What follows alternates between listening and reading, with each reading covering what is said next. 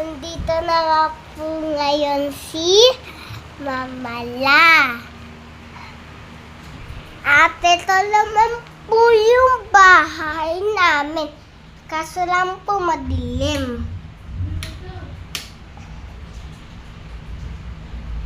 Kaya po ito po yung sala namin, tsaka ito po yung CR namin.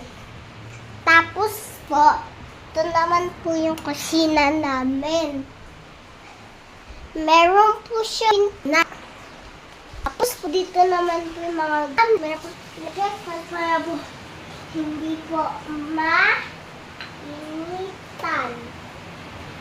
Tapos po, ito yung mga regalo ni Mama La.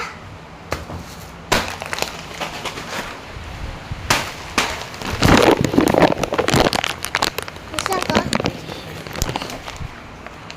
Tapos, ito pa. Yun siya. Ito pa! Gusto ko nang tikman to ah. Buksan ko nga. Sabi mama mo, ilagay mo yung ayun siya. Titignan ko lang. Hindi mo naman inayos ang video.